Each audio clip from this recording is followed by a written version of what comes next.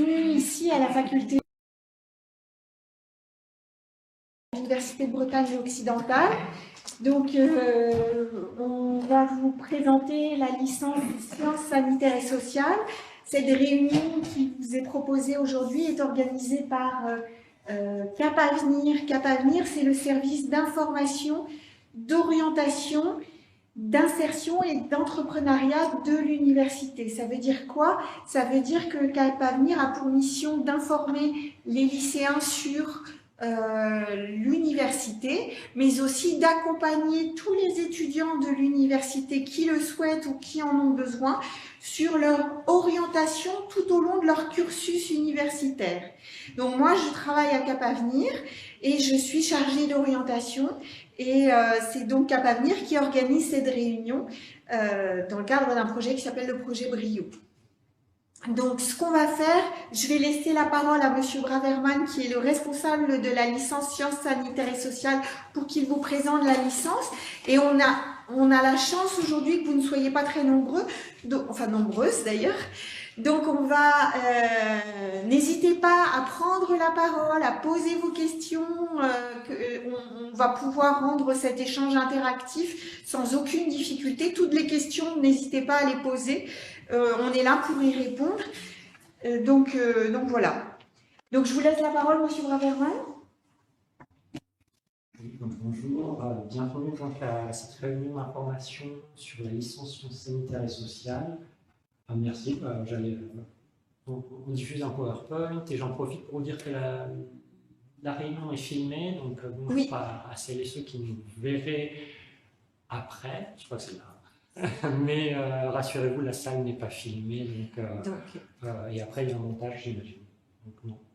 Alors, il n'y a pas de montage, mais il n'y a que nous qui sommes filmés. Les participants dans la salle ne sont pas filmés. Donc désolé pour ceux qui nous voient à distance, du coup, c'est une petite mise en route difficile. Mais voilà, donc je vais vous présenter la licence sciences sanitaires et sociales.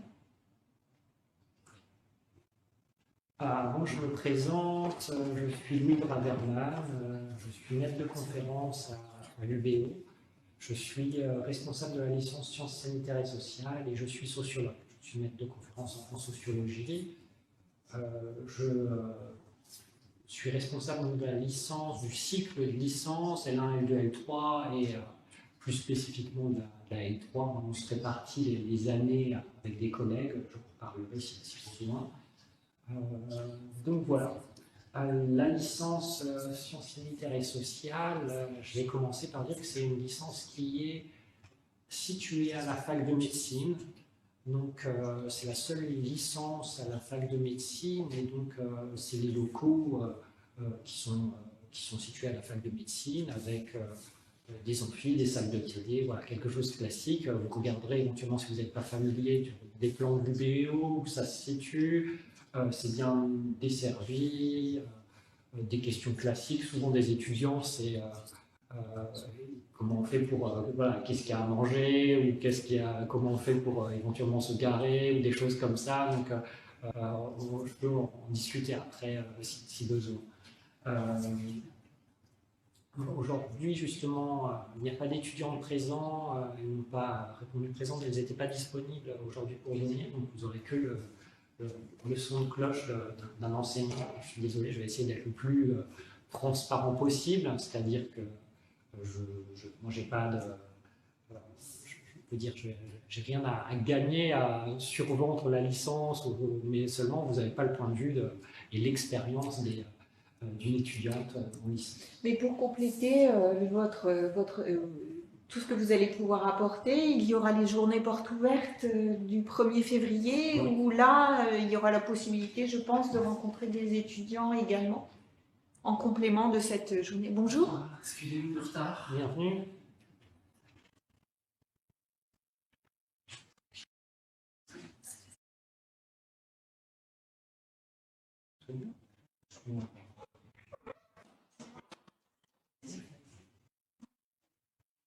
Donc bienvenue, donc j'étais en train de commencer et voilà, donc je vais vous présenter aujourd'hui la licence. Si en cours de route vous avez des questions, n'hésitez pas à m'interrompre, lever la main ou notez-les.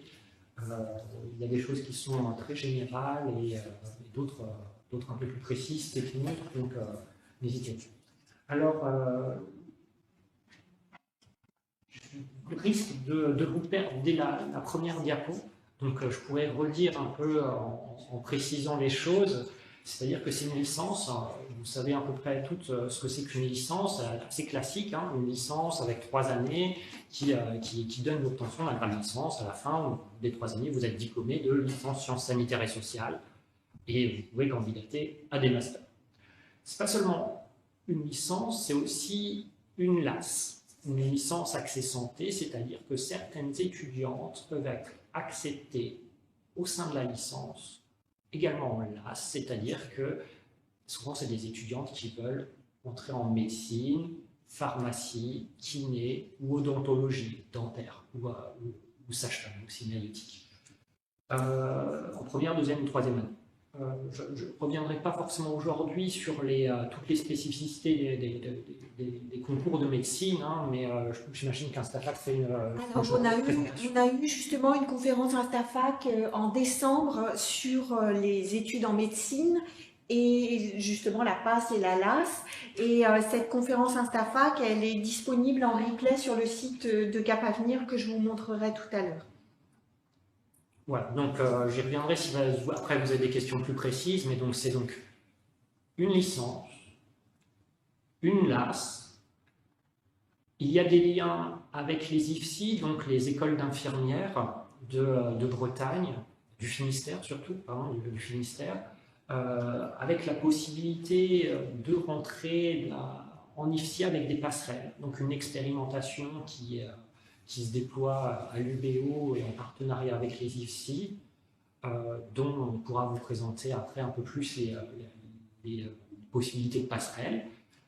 Et une mineure passe, c'est-à-dire que si vous êtes inscrit en passe, vous pouvez choisir différents mineurs selon les différents cursus en fait à l'UBO, et vous pouvez choisir une mineure passe, donc la licence sciences sanitaires et sociales. Comme je vous l'ai dit, effectivement, la première diapo, elle est un peu compliquée si vous ne maîtrisez pas encore le système universitaire, mais voilà, je reviendrai. Aujourd'hui, je vais surtout centrer sur la licence sciences sanitaires et sociales. Et éventuellement, on pourra revenir sur des questions plus précises si vous êtes intéressé par autre chose. Voilà.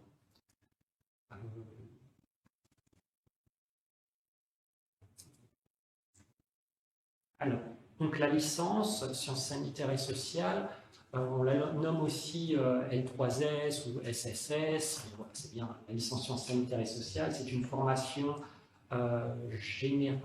généraliste, j'ai mis, pluridisciplinaire, centrée autour des enjeux de santé publique.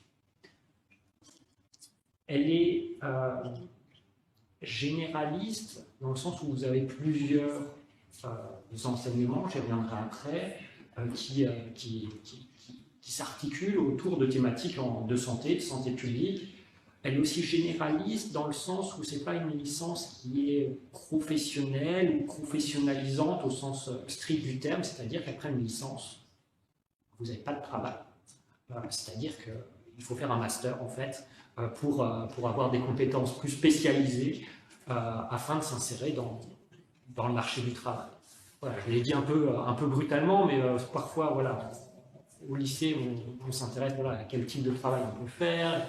C'est la grande différence entre peut-être vos choix, hein, vos désirs, faire, je sais pas, une école d'infirmière ou alors une école plus professionnalisante, et l'université, la fac, avec ici la licence sciences sanitaires et sociales qui n'est pas professionnalisante. Ce n'est pas une licence pro, c'est-à-dire qu'il y a deux licences pro proposées par exemple à l'UBO, où vous avez une orientation plus professionnalisante. Ici, globalement, il faut penser presque au master déjà, en fait. Il faut penser à 5 ans, finalement, 5 ans d'études. Alors, elle s'organise la licence en 3 années, assez classique, hein, finalement, 6 semestres, et l'enjeu, c'est de valider ces 3 années pour avoir la licence. De manière classique, il y a donc 30 ECTS par semestre, et on valide au total 180 OCTS. Les ECTS, excusez-moi, ce sont des sortes de points en fait que vous comptabilisez matière par matière en fait, et vous avez besoin d'un certain nombre de CTS pour pouvoir valider votre licence. C'est le fonctionnement de l'université française avec des crédits finalement qui sont alloués par semestre de manière très précise, si vous voyez, pour préciser, c'est-à-dire que vous ne validez pas matière par matière, mais il faut valider un semestre par semestre, et une année. Éventuellement, il y a des compensations. Si vous avez 8 au premier semestre et 12 au second, vous faites une moyenne des 2 semestres et vous avez votre année. Voilà. On comprend finalement assez vite comment ça fonctionne, mais vous avez beaucoup de documentation à ce sujet et généralement, on s'y retrouve un peu en entrant dans la fabrique de l'université. Chaque semestre chez nous est composé d'UE majeurs et mineurs. Je vais vous les présenter ensuite, mais à ce stade, voilà, gardez en tête qu'il y a des UE majeurs, mineurs, et comme le nom l'indique, des UE avec un peu plus de poids que d'autres, c'est-à-dire plus de CTS qui sont alloués à chaque UE. Donc certains cours, par exemple les cours d'anglais, par exemple, vont avoir un peu moins de poids que les cours d'introduction à la biologie. Voilà. Quelque chose assez... des pondérations au sein d'un semestre, voilà. Comme des coefficients finaux.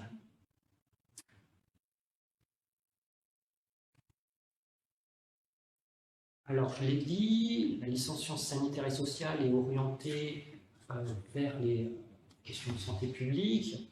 Et donc, l'objectif, c'est de donner aux étudiants des outils nécessaires à la compréhension de certains enjeux, que ce soit la santé au travail, la prévention, la promotion de la santé, question d'intervention sociale, du travail paramédical.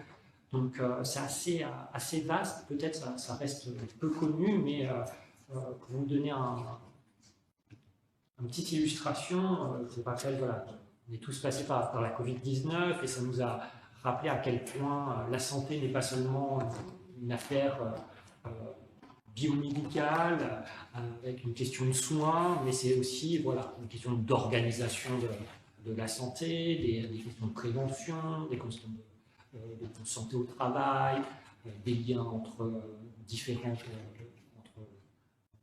institutions, il n'y a pas que l'hôpital, voilà. C'est penser la santé d'un point de vue santé publique, et la licence sciences sanitaires et sociales vise à donner des armes finalement pour apprendre la santé à l'aune de la santé publique. Donc les compétences développées, je vais vous donner après des exemples très précis des cours, mais globalement, les 3 années, il y a à chaque fois des compétences générales, transversales, polyvalentes. Générales, c'est-à-dire qui sont liées à la biologie, au droit, à la psychologie, aux sciences humaines et sociales, économie et gestion, à chaque fois orientées vers la santé publique.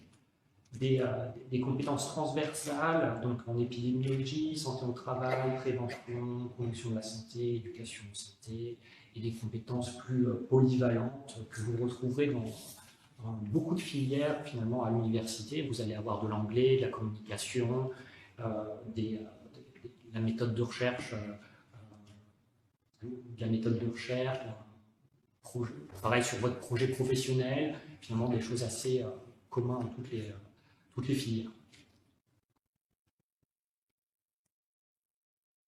Vous donnez tout de suite un ordre d'idée sur les poursuites d'études, puisque je vous ai dit, la licence en tant que telle ne donne pas le droit à grand-chose en termes d'employabilité sur le marché du travail. Il faut donc envisager une poursuite d'études. Ça vous donne tout de suite une idée des perspectives d'emploi ou des champs d'expertise auxquels peut préparer la licence. Donc, vous pouvez prétendre, après la licence sciences sanitaires et sociales, à des masters à l'UBO ou hors UBO. Vous savez, il y a beaucoup de mobilité au niveau du master. Nous, il y en a à peu près plus de la moitié qui partent de l'UBO pour aller dans d'autres masters. Des masters en biologie, santé, À la fac de médecine, par exemple, on a les masters EPRP, par exemple, sur l'évaluation et prévention des risques professionnels, donc sur les questions de santé au travail. Un autre master sur l'éducation thérapeutique, pensez aux pères aidants, aux associations qui ont en charge des addictions, par exemple. Il y a le master STAPS avec un axe sur les activités physiques adaptées. Pensez toutes ces activités physiques adaptées, donc par rapport, par exemple, à la perte d'autonomie, au grand âge. On forme effectivement des spécialistes de l'activité physique adaptée. Les masters qui sont orientés vers la gestion ou le management des établissements médico-sociaux. Ça va être un archétype, mais souvent on dit ça sert à quoi la licence sciences sanitaires et sociales? Ça sert à, si vous voulez, diriger un EHPAD.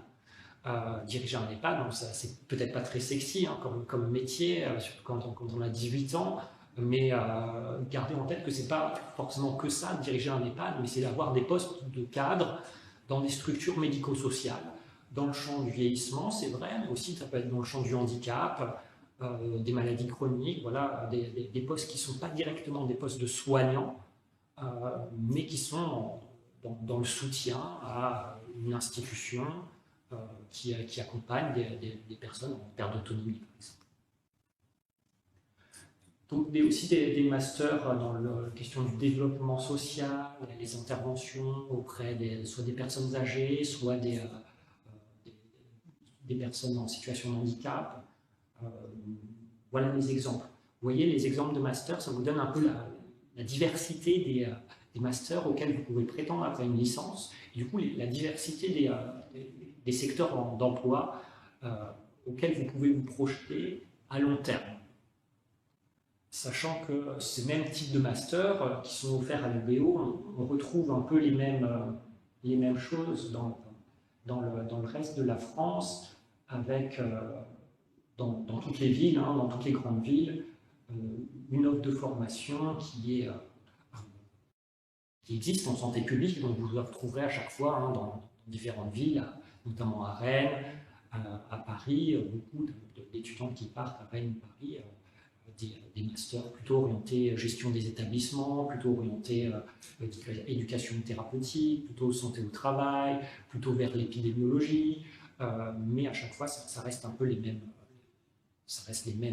même éventail des possibles finalement.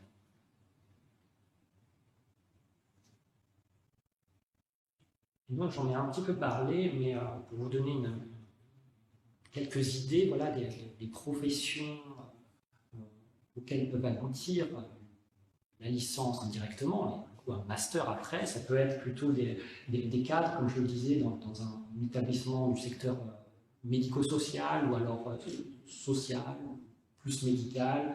Pensez aux EHPAD, aux ESAT, donc pour les travailleurs handicapés, mais plus largement d'autres types d'établissements médico-sociaux.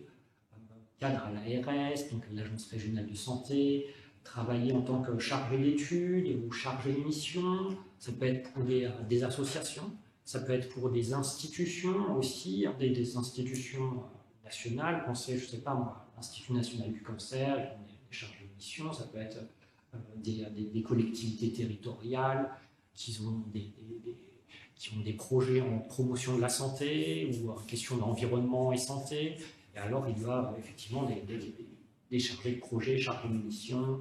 Ça peut être responsable d'unité ETP, éducation thérapeutique des patients. Donc, vous voulez travailler en addictologie ou auprès d'usagers de drogue, il y a un travail qui n'est pas forcément réalisé par des médecins ou des soignants, mais un travail d'animation, d'organisation, de soutien des professionnels et des patients. Ça pourrait se rapprocher d'un travail d'animateur, d'action communautaire en santé, avec cette idée de santé communautaire, responsable HSE, c'est hygiène et sécurité au travail, santé au travail, où certaines étudiantes passent des concours administratifs. Après la L3, certaines s'orientent, une ou deux, je dirais, vers vers des concours, notamment l'enseignement, même si ce n'est pas directement une formation qui vise à former des professeurs des écoles. Voilà rapidement pour les quelques exemples. Vous trouverez sur le site de l'UBO quelques statistiques sur le devenir des étudiantes. Je précise effectivement que ce sont des étudiantes, 90% de l'effectif, hein. Pas de surprise, donc le domaine de la santé recrute davantage de femmes. Voilà ce stade. Je ne sais pas si je fais une petite pause déjà. Est-ce que vous avez des questions? Donc je continue, j'enchaîne. Ça va. J'essaie de prendre le temps, mais vous me dites. Des choses que j'ai oublié de dire avant que je vous présente un peu plus les cours. Je vais vous présenter par exemple la maquette de L1, surtout. Les enseignements, peut-être avant ça, c'est judicieux que je vous dise qu'il y a 125 inscrits en L1. Parcoursup vient d'ouvrir, j'ai entendu aujourd'hui, donc je sais que c'est l'objet de stress, d'angoisse pour nombreuses, pour nombreuses parties d'entre vous. Pour vous rassurer, l'année dernière, il y avait un peu plus de 770 candidatures Parcoursup, mais tout le monde a été reçu. C'est-à-dire que vous savez comment ça marche, mais potentiellement, la 770e personne a été acceptée en licence sciences sanitaires et sociales. C'est-à-dire dès lors que vous avez votre bac, à ce stade, c'est une formation qui est demandée, mais la jauge de 125 permet d'accueillir tout le monde, globalement. C'est-à-dire, vous voulez dire par le mécanisme des désistements? Exactement. Voilà. Vous faites plusieurs vœux, en fait. Vous faites jusqu'à une dizaine de vœux, et donc, c'est pas une licence qui est souvent un premier choix. C'est-à-dire que c'est pas une licence qui est souvent un premier choix, c'est un second, troisième, quatrième choix, et par le mécanisme des désistements, on accepte tout le monde, si vous voulez. Je ne dis pas que ça risque de continuer les années prochaines, mais pour l'instant, je pense que ça va se stabiliser. Voilà, il n'y a pas de risque que si vous avez votre bac et soyez exclu de la possibilité d'être inscrite en sciences sanitaires et sociales.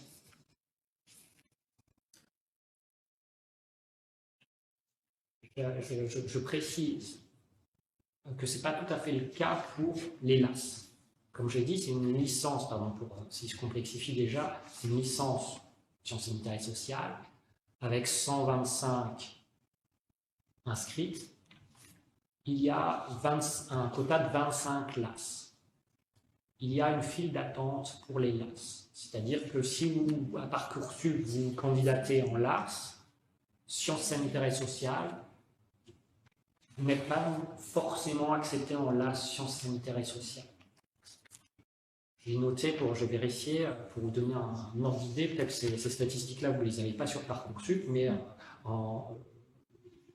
la LAS, la file d'attente a commencé à la place 444. C'est-à-dire qu'au-delà de la place 444, il y avait une file d'attente pour les LAS en sciences sanitaires et sociales, sachant que vous candidatez peut-être en LAS, sur Parcoursup, sur plusieurs LAS. Est-ce que ça va? Je ne sais pas si vous maîtrisez ça, mais c'est pour préciser quelques enjeux qui peuvent parfois être importants. 125 inscrits à peu près, vous voyez, en L1.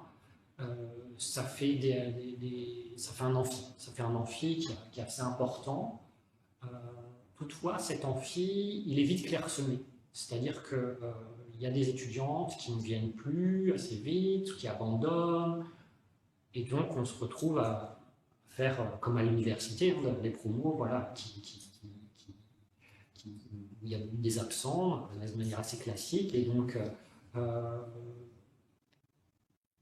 taux de réussite à la L1, c'est environ 45%.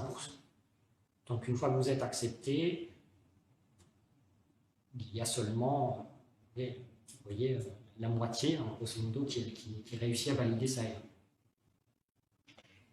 Mais ça, c'est des. Pardon, c'est un peu pour. C'est pas pour vous effrayer, c'est pas pour vous effrayer sur la difficulté j'ai mis en rapport plusieurs choses. C'est pas pour vous effrayer sur la difficulté forcément de la licence. C'est pour vous dire que c'est des statistiques assez habituelles en L1 à l'université, à l'UBO ou dans le reste de la France pour des L1 généralistes, pluridisciplinaires. En fait, ça s'explique notamment par le fait que des lycéens ne se sont pas informés sur vraiment sur la licence, n'ont pas participé, par exemple, comme vous, à des conférences d'information sur les filières et se faisaient une idée approximative du contenu de la licence et ça correspond pas à ce qu'ils imaginaient en fait. Donc, d'où l'intérêt pour vous de participer à ce type d'information et de découvrir, de vous informer plus en amont sur la licence. Beaucoup de choix par défaut, effectivement, ou le système Parcoursup qui fait que effectivement, vous ne choisissez pas quelque chose que vous connaissez, ou ce n'est pas votre premier vœu, et en plus des inégalités par rapport au bagage étudiant. Voilà, il y a d'autres phénomènes qui jouent dans la réussite aux études en première année.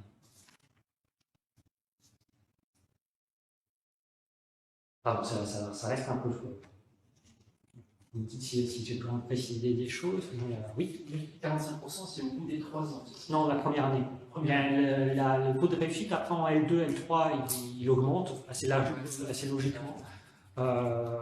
Et en L2, on va aussi retrouver souvent des mineurs passes. Pardon, je complexifie. Certaines étudiantes s'inscrivent en passe, n'ont pas le concours médecine, pour le dire vite, et donc elles entrent en deuxième année de licence sciences sanitaires et sociales si leur mineur était sciences sanitaires et sociales. C'est un peu rapide, mais pour dire que on se retrouve en L2 avec environ 80 étudiantes, en L3 à peu près pareil, et voilà, imaginez des CM voilà, un peu plus... Alors, CM et TD, je me permets juste. CM, ce sont les cours magistraux en amphi, et TD, c'est les travaux dirigés, les travaux de groupe, qui sont non pas à 80 ou à 120, mais par petits groupes. Oui, 25 étudiantes par groupe. Donc ça, c'est aussi à l'université, voilà, on fonctionne effectivement par CM, TD. Il y a certains enseignements qui fonctionnent vraiment beaucoup par TD. Hein. Imaginez l'anglais, c'est plutôt par TD, mais on reste sur des effectifs 25 étudiants qui permettent difficilement de progresser rapidement en anglais, vous comprenez, mais et d'autres enseignements où il n'y a pas du tout de TD, pas du tout de travaux de groupe. Ça reste une licence très théorique. C'est-à-dire que vous n'avez pas beaucoup de pratique. Il n'y avait pas de par exemple, vous faites de la biologie, mais il n'y a pas de travaux en laboratoire. Vous faites de la biologie, mais il n'y a pas de travaux pratiques en laboratoire. En tout cas, ce n'est pas organisé à ce stade. Ça reste un contenu très théorique. Pour vous donner un autre exemple, c'est le stage. Vous avez bien sûr la possibilité de faire des stages, mais il entre seulement en L3 et pour 2 semaines. Donc c'est une licence généraliste, pluridisciplinaire, qui n'a pas de visée professionnalisante. Et donc effectivement, on accumule le stage en L3 de 2 semaines, tout simplement parce qu'on est une licence pluridisciplinaire, généraliste, et ça n'a pas été pensé comme sur une pratique professionnelle, à partir d'une pratique professionnelle. C'est plus un stage qui vise à la découverte des métiers du secteur sanitaire, médico-social ou social. Et donc, je vous présente rapidement la maquette, hein, vous le trouvez sur Internet, mais je vais vous présenter très rapidement. Vous voyez, j'ai mis les ECTS à droite, donc c'est les crédits dont on parlait tout à l'heure, qui donnent une indication sur le poids des enseignements. Donc, comme je le disais, l'introduction à la biologie va davantage peser, c'est logiquement, que les cours d'anglais. Donc voilà, le semestre 1, il est composé de ces enseignements-là. Vous voyez, il y a des cours, à chaque fois, chaque semestre, c'est un peu pareil. Il y a des cours de santé publique, santé publique, des cours un peu d'ouverture, sciences humaines et sociales, avec soit de la sociologie, du droit, de l'économie, et des cours d'anglais, de communication, projet professionnel. Donc à chaque fois, c'est globalement la même logique de chaque semestre. Vous voyez ici, au semestre 1, par exemple, l'introduction à la biologie. Je mets assez classiquement, on comprend ce que c'est, introduction à la biologie. Donc vous allez voir la biologie cellulaire, la génétique, l'histologie, l'immunologie, des concepts clés, hein, basiques en biologie. Homme et environnement, donc ça parle pas tellement, hein, le titre, mais globalement, ça va être des questions, par exemple, de pollution, connaître l'environnement naturel, la biosphère, donc connaître les principaux enjeux sanitaires, il y a l'eau, l'atmosphère, au sous-sol. On peut imaginer, voilà, les questions environnementales, il y a les pollutions, étudiées d'un point de vue, voilà, santé publique. Concept de base en santé, donc des thématiques transversales, handicap, les médicaments, APS et activité physique et santé. Donc, pensez à l'activité physique adaptée. Les déterminants de santé, ça peut être les maladies chroniques, différentes thématiques, voilà, qui renvoient des concepts en santé. Anatomie et physiologie fonctionnelle. Encore une fois, ça peut paraître flou, hein, si on n'est pas dans le champ de la santé. Vous allez étudier de manière un peu plus précise des questions liées à la biologie. Hein. Ça peut être les cellules, les tissus, les différents types de tissus, le système endocrinien, la physiologie du stress, donc des choses assez ici très médicales finalement. Est-ce que ça implique d'avoir pris une spécialité SVT au lycée? Non, je dirais que ce n'est pas excluant. Ça va être un plus éventuellement, ou alors si vous avez eu au lycée des cours sur la santé, ST12S, ça va être un peu un plus, mais globalement, c'est pensé pour qu'une personne n'ayant jamais fait presque de biologie puisse arriver. Donc, effectivement, c'est plus compliqué, hein, parce que c'est beaucoup de cours magistraux, là, ces UE-là, les UE majeurs qui pèsent beaucoup, c'est beaucoup de cours magistraux. Imaginez plus de mémoire, c'est plus de 30 heures de cours magistraux en amphithéâtre. Et donc, il y a peu de TD. Peu de TD qui permet d'accompagner les étudiants éventuellement sur des lacunes ou des points difficiles. Donc c'est des cours assez généraux. L'avantage, c'est que dans ce type de cours, vous avez beaucoup de ressources. C'est-à-dire qu'il y a beaucoup de manuels qui existent. Généralement, les enseignants mettent aussi à disposition des diapos, et je veux dire, si vous voulez apprendre la biologie cellulaire, je veux dire, que vous pouvez l'apprendre aussi dans un manuel, en plus des cours. Vous pouvez avoir des ressources qui vous permettent de réussir ces UE-là. Voilà.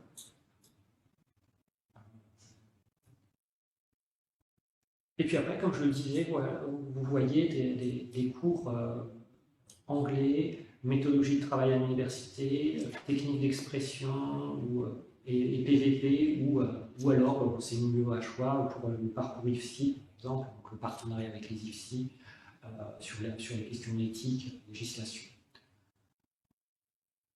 Voilà pour le semestre 1. Je vous montre rapidement le semestre 2. Pardon, oh, désolé, ça une mise en page un peu sautée, c'est pas très visible. Je vais encore ici.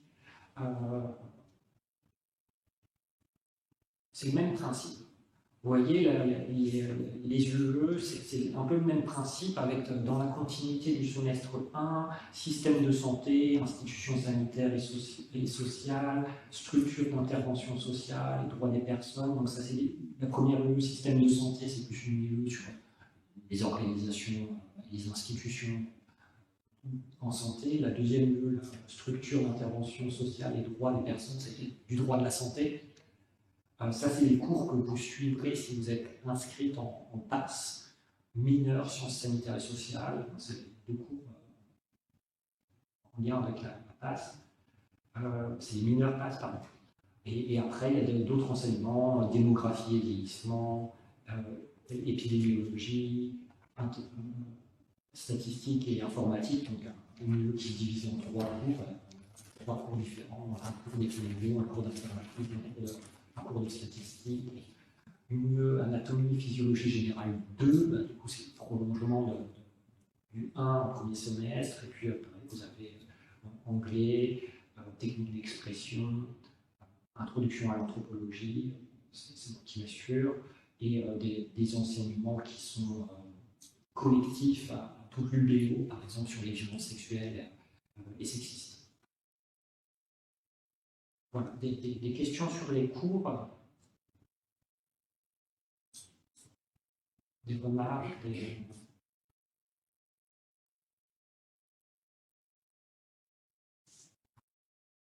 Je reviendrai éventuellement, je ne connais pas précisément chaque cours, hein, bien sûr, mais peut-être certains étudiants auraient pu vous dire des choses de manière un peu plus précise sur les cours, en tout cas sur leur ressenti.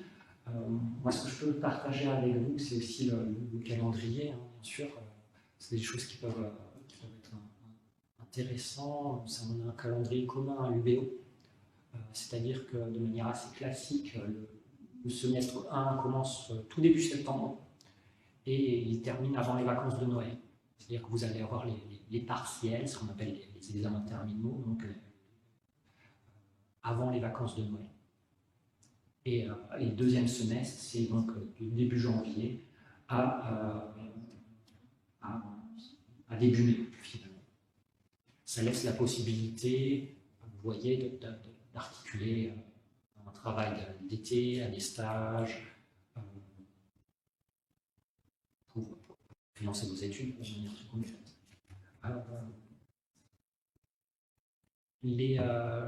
Je vous ai mis un exemple d'un emploi du temps d'une semaine. Il n'y a pas de semaine type, c'est aussi la question qu'on me pose. Il n'y a pas de semaine type, mais d'une semaine à l'autre, l'emploi du temps change du tout au tout. Du tout au tout, mais vous n'avez jamais cours le samedi, vous avez très peu cours après 18h, c'est très rare. Souvent après 17h, vous n'avez pas cours. Vous voyez, en fait, là, ça peut paraître rempli, mais vous voyez, quand vous voyez inscrit groupe, c'est que vous faites partie d'un groupe, et donc vous n'avez pas cours les autres groupes. Donc finalement, là, vous voyez, sur une semaine, sur la semaine prochaine, et ben, vous allez avoir cours 3 heures le lundi matin, 1h30 l'après-midi, si vous êtes dans le groupe 1 ou 2, 3 heures le mardi matin. Vous allez avoir 1h30, soit le mardi après, soit le mercredi après. Pareil, 1h30 peut-être le jeudi matin. Et le vendredi, par contre, cours toute la journée en amphi. Mais pour vous donner une idée, chaque semaine, ça change. Donc c'est difficile, effectivement, parfois de s'organiser, hein, si vous avez un emploi parallèle, mais si c'est le soir, les week-ends, pas de problème.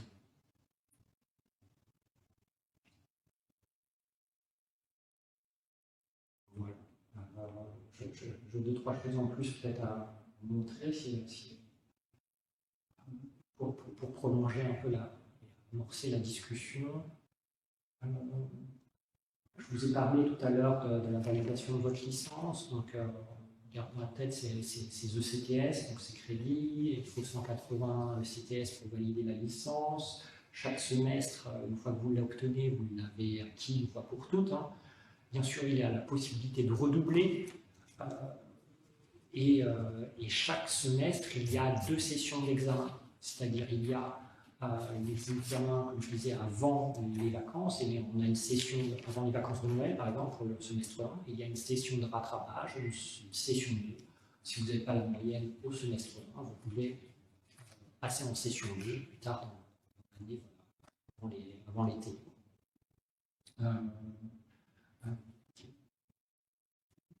Il y a donc une chose que j'ai peut-être pas précisé, pardon, j'y pense. Donc on a le contrôle terminal avec ses partiels. On a aussi des notes en contrôle continu en fonction des UE. Certaines UE ont du contrôle continu, je pense l'anglais notamment. Donc vous avez une note en TD qui va s'ajouter à une note d'un partiel, un écrit, par exemple un oral en TD et un écrit en partiel. Je vous l'ai dit, taux d'échec important en première année, mais finalement c'est dû à plusieurs choses. On a parlé des questions d'orientation qui sont centrales, on peut parler des questions d'inégalité scolaire aussi, et aussi la rupture importante entre le lycée et l'université en termes de gestion de l'autonomie. Ça, c'est des choses auxquelles on ne vous prépare pas, notamment en ce qui est de la prise de notes, dans la méthodologie de travail. Je reviens notamment aux notes, en fait. Vous avez peu de notes au cours de l'année et au cours d'un semestre. C'est-à-dire que vous allez avoir à être évalué à la fin du semestre pour la plupart des UE.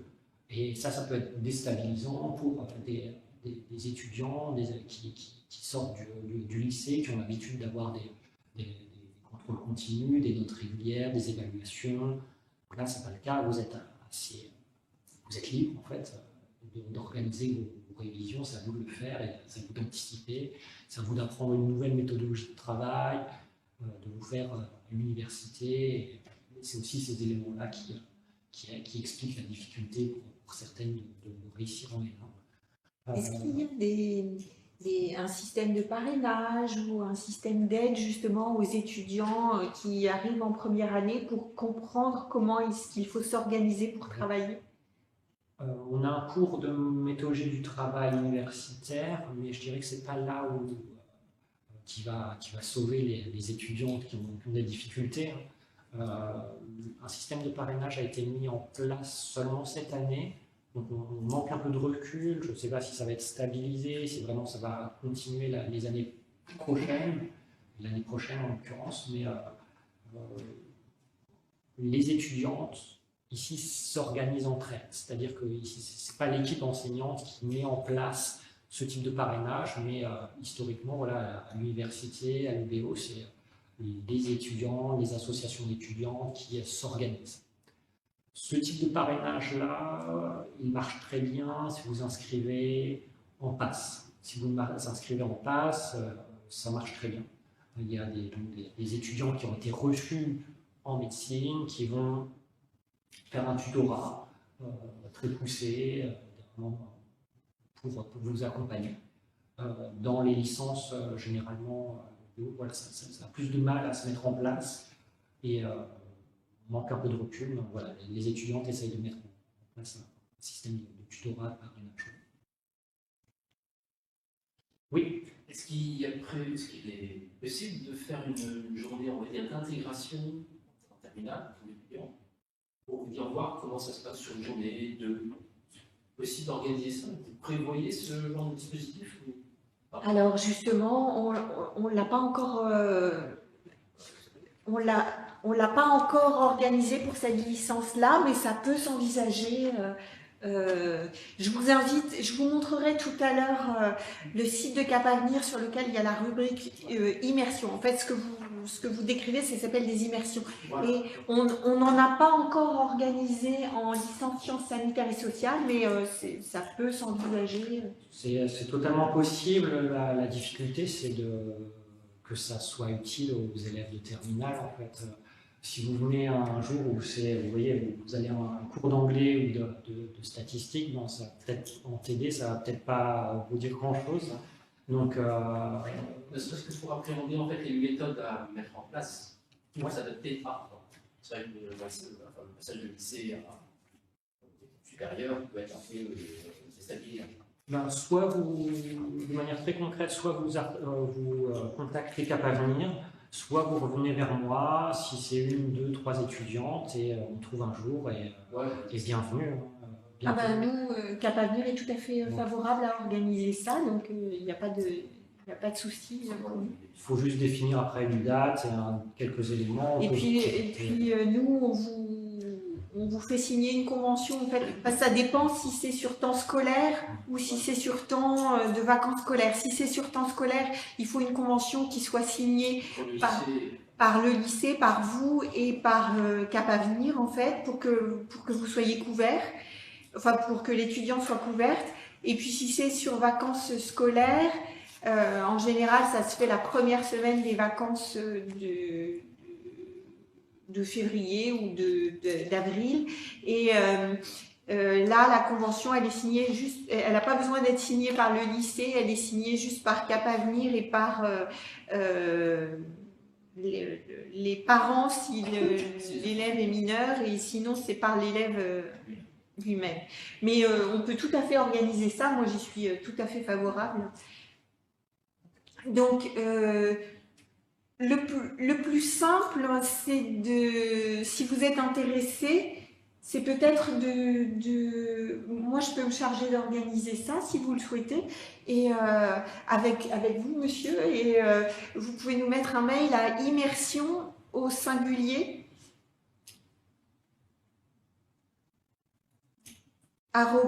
@univ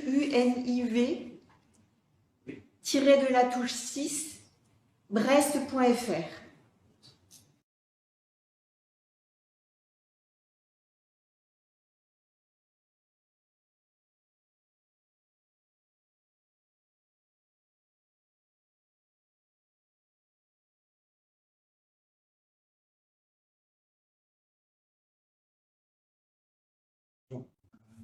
J'avais terminé mon PowerPoint, mais c'était juste pour aussi vous signaler, donc là vous avez le nom des responsables L1, L2, L3, et aussi le nom de Valérie Le Guen, qui est la secrétaire de la licence. Donc on a la chance de compter sur Valérie, qui fait un travail important de coordination, de lien entre les étudiants, l'équipe pédagogique, mais aussi dès lors qu'une fois que vous êtes inscrit ou que vous êtes en cours d'inscription, tous les aspects pratiques, administratifs, s'inscrire, avoir sa carte d'étudiant, comprendre un peu le fonctionnement de la fac. Des fois, c'est plus facile d'avoir une interlocutrice comme Valérie, qui est au secrétariat, qui est toujours présente dans son bureau, à qui on peut demander des conseils que l'équipe enseignante. Donc voilà, ça pourra vous être un relais pour vous, en fait, après, pour les études, si vous êtes dans la licence. Beaucoup de licences ont des secrétariats, parfois c'est à plusieurs, parfois c'est une seule personne. Ici, on a une personne référente pour le secrétariat de la licence. Alors, je vous propose de poser, je vous remercie, Monsieur Braverman, et je vous propose j'imagine que ce qui vous a été présenté aujourd'hui suscite des questions, des interrogations, peut-être vous avez découvert un certain nombre de choses sur la licence. Je sais qu'en général, quand je discute avec les étudiants, souvent ils sont surpris de la proportion de biologie qu'il peut y avoir dans la licence. En tout cas, je vous invite à poser vos questions, vos interrogations. Moi, j'ai quelques questions, mais je pense qu'on va laisser la priorité à l'assistance de poser ces questions.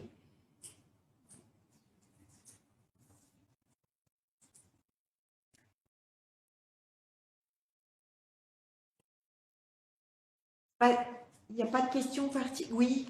J'ai une question. Par exemple, dans les cours magistraux, Oui, c'est ça. oui. Est-ce que quand le prof fait cours, il faut prendre des notes ou est-ce qu'on aura genre des notes déjà toutes faites? Ça dépend des cours, c'est au libre choix des enseignants de donner ou pas des diapos de cours. Depuis la pandémie, on a pris le réflexe de faire des diapos et de le rendre accessible aux étudiantes. Néanmoins, la plupart du temps, ce n'est pas suffisant, c'est-à-dire que vous avez des diapos, mais imaginez, vous avez des mots-clés ou des notions, mais pas le détail de l'argumentation, ce qui suppose une prise de notes. Dans la plupart des cours, il y a une prise de notes. La différence, c'est que les enseignants, généralement, ne dictent pas. C'est-à-dire qu'on ne vous attend pas et on va très vite. Donc même si vous avez les diapos, pour moi, en tout cas moi, je dicte pas et je peux aller vite, mais je me répète, je redis les choses autrement. Et c'est toute la grosse différence aussi, voilà, avec le lycée, c'est que oui, je vais aussi vite en cours qu'aujourd'hui finalement, sauf qu'en cours, c'est des notions, des concepts, des choses, des cas, des auteurs, des choses un peu explicitées, mais c'est donc à vous de prendre des notes. Tout le monde ne prend pas des notes, mais je dirais que pour réussir, il faut prendre des notes, un peu de notes, se relire et penser que pour ça, chaque CM, chaque cours magistral implique un travail a posteriori, de reprise des notes, un travail en lien avec les diapos. Donc pensez que pour chaque CM, en gros, il faut 3 heures à la maison peut-être pour reprendre le travail, pour venir en vidéo. Alors, on a coutume de dire qu'à l'université, il faut être autonome. Mais être autonome, ça veut dire quoi? Par exemple, est-ce que à l'université, on a la possibilité de poser des questions aux enseignants? Même en CM, en fait, vous êtes pas, c'est pas trop intimidant, c'est-à-dire que vous avez, ça peut être intimidant pour vous, parce que surtout en L1, vous ne connaissez pas forcément vos camarades, vous êtes dans un amphithéâtre, vous n'avez pas forcément c'est le réflexe de poser des questions, mais en tout cas, tous les enseignants, ils accueillent de manière très positive les remarques, les questions, les demandes de précision. Donc là-dessus, oui. Mais généralement, vous allez comprendre assez vite. Si vous demandez est-ce que vous pouvez répéter la phrase, etc., ça peut se faire, hein, mais pas systématiquement en fait. C'est juste que vous reprendrez en compte le rythme, mais ça peut se faire de manière assez interactive en fait. Le fait est qu'à l'université, vous avez la chance que les enseignants sont souvent spécialistes de la question qu'ils enseignent. Donc vous allez ici à l'université avoir des intervenants qui sont très qualifiés, qui la plupart ont un doctorat dans leur discipline, qui sont en sciences sanitaires et sociales, vous avez une part dans les intervenants qui sont médecins par ailleurs, qui ont donc la casquette de médecin, la casquette d'enseignant, la casquette de chercheur, et généralement, voilà, les questions permettent de préciser certaines choses. Davantage en TD, mais comme je disais, nous, dans les sciences sanitaires et sociales, voilà, les TD sont assez limités finalement.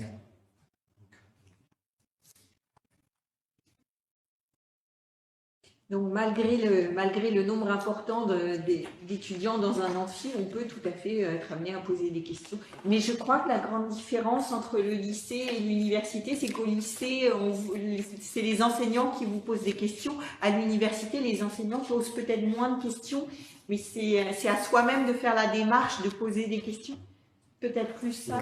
Ou si on pose des questions, les étudiants ne prennent pas la parole, tout simplement. Hein. C'est assez logique. Imaginez si vous avez 80 étudiants et que vous posez une question précise en amphi, vous allez toujours avoir les 2-3 étudiants qui répondent toujours les mêmes, et les autres qui sont plutôt passifs. Ça vous verrez en fonction des dynamiques. Voilà, c'est plus facile en L3 où, par exemple, il y a un peu moins d'étudiants, vous connaissez mieux.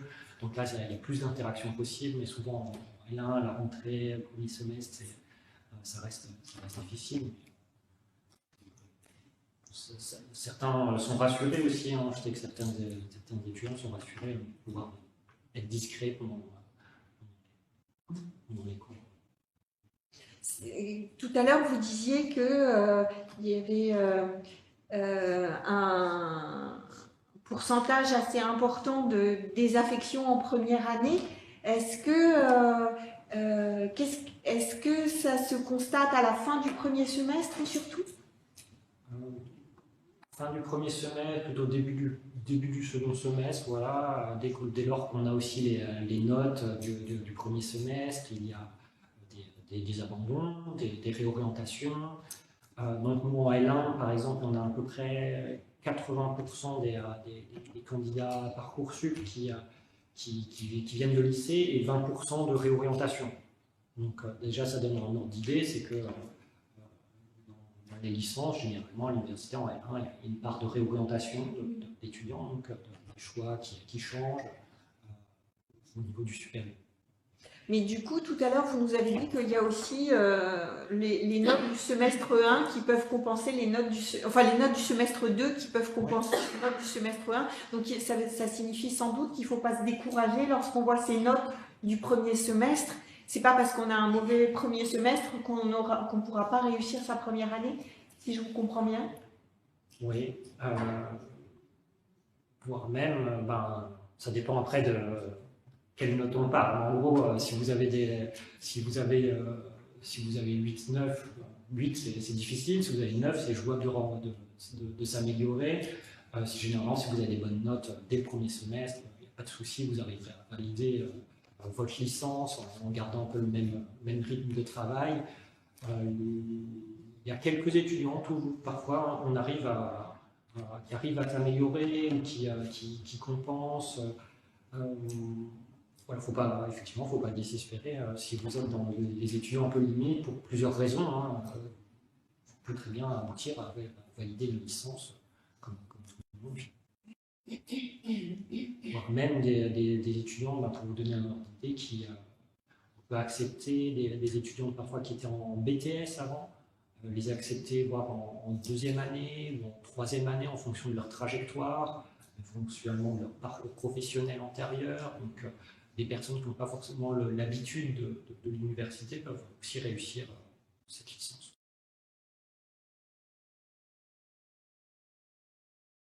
Peut-être y a-t-il des questions c'était clair. Vos slides, ils sont accessibles en ligne ou...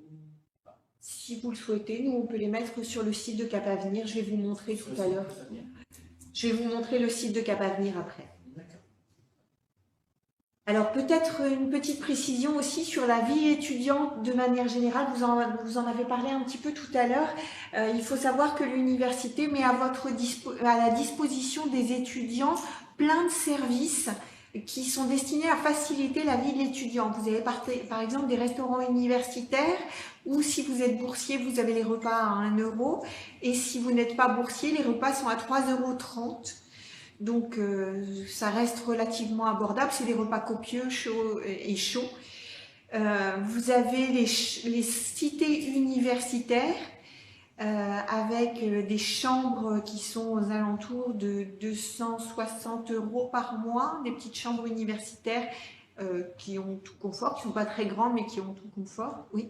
Pour les chambres universitaires, il faut être boursier. Si vous n'êtes pas boursier, vous ne pouvez pas y accéder. C'est ça, il y a des chambres et il y a des studios aussi.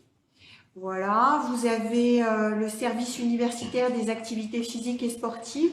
En fait, il faut savoir que l'université propose à ses étudiants, l'université de Brest propose à ses étudiants, je crois que c'est une 40aine de sports gratuits pour les étudiants de l'UBO. À part la voile qui est payante, mais ça doit être 30 € l'année, enfin c'est vraiment pas... C'est dérisoire, voilà. Donc c'est vraiment très très intéressant pour les étudiants de pouvoir bénéficier de ces activités physiques et sportives. Il y a aussi un service de santé à destination des étudiants avec des médecins, des psychologues, des psychiatres, je crois des gynécologues également, qui sont donc là pour recevoir les étudiants.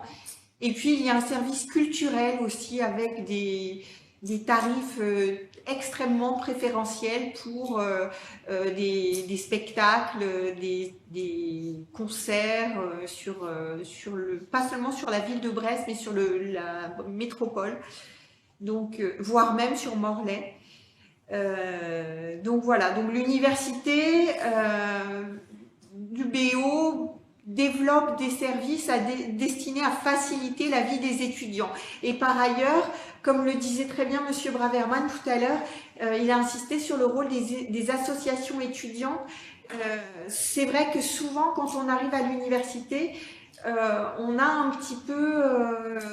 on rentre dans un univers où on peut très vite se sentir un petit peu seul, et l'isolement, c'est ce contre quoi il faut lutter quand on démarre à l'université, d'où l'intérêt de se mettre en relation avec les associations étudiantes et de participer aux cours et de participer au TD, parce que c'est là que vous allez pouvoir travailler avec d'autres et du coup nouer des liens et favoriser la réussite de votre année universitaire.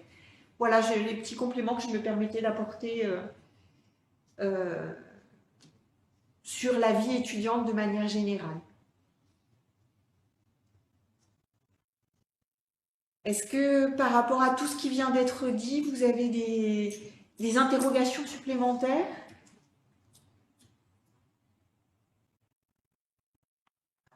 Bon, on se tient à votre disposition si vous le souhaitez pour répondre à vos questions peut-être plus personnelles, et puis on vous remercie de votre attention. Ah, mais je ne vous ai pas montré le site de Cap Avenir. Mais oui.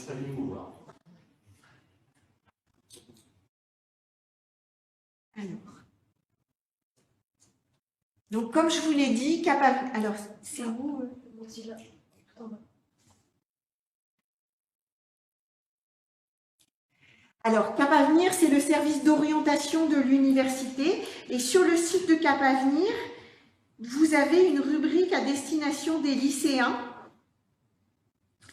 Et dans cette rubrique, vous voyez, vous avez une case, enfin un item immersion individuelle à l'UBO. Donc, si toutefois on mettait en place des immersions, ben, ça se trouverait là.